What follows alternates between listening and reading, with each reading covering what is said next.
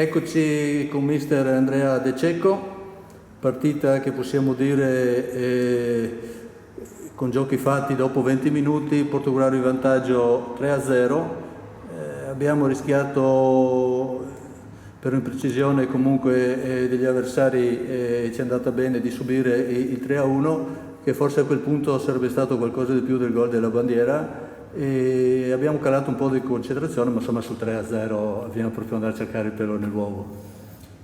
No, sono d'accordo, è altro che pelo nell'uovo, sono d'accordo perché comunque se, come hai detto te, fanno il 3-1 poi si prospettano un secondo tempo diverso, ci è andata bene, ma oltremodo poi sono state più ingenuità nostre e disattenzioni nostre che non bravura o super capacità degli avversari. Questo secondo me è il punto, e quindi non bisogna mai togliere l'attenzione perché sennò si rischia anche quando non c'è niente da rischiare. Sì, oggi insomma Portogallo partito fortissimo, gli è andato tutto bene, ha addirittura impressionato, insomma almeno al sottoscritto. Se queste sono le premesse per la partita durissima che si prevede per mercoledì, visto che adesso siamo appaiati in testa col Porto Mansuè, che ha vinto anche oggi, un po' di misura insomma si è un po' calmato, fra virgolette. C'era un po' la testa su mercoledì o un passo alla volta vi siete concentrati per l'avversario di oggi?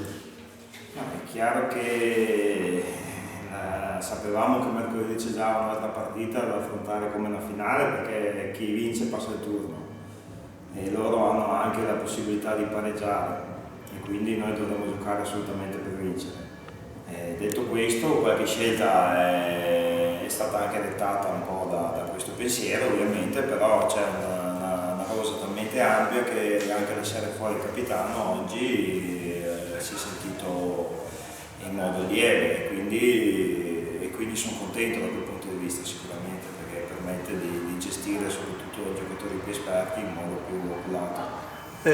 Questo sarà un tema ricorrente perché non si capisce mai quale sarà la squadra che va in campo, i giocatori stessi lo sanno all'ultimo minuto, non si sa se un giocatore viene fatto riposare per la partita seguente o, come ha detto già lei in altra occasione, insomma in base all'avversario chi più in forma si mette i ragazzi in campo.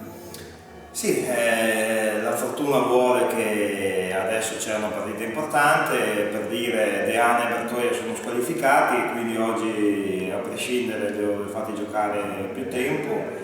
Insomma, dietro un allenatore penso che debbano esserci anche queste scelte un po' dettate dal calcolare un po' quello che può succedere. Poi è chiaro, succede l'imprevedibile e bisogna essere pronti a cambiare scelta, però a tavolino si possono fare dei calcoli, quindi soprattutto, ripeto, quando è una rosa così ampia e anche scelta soprattutto nei giovani come abbiamo, puoi permetterti di fare queste cose. Bene, allora io direi di chiudere qua con la considerazione 4 partite e 4 vittorie, speriamo che venga anche la quinta e poi possiamo anche tirare un po' il fiato.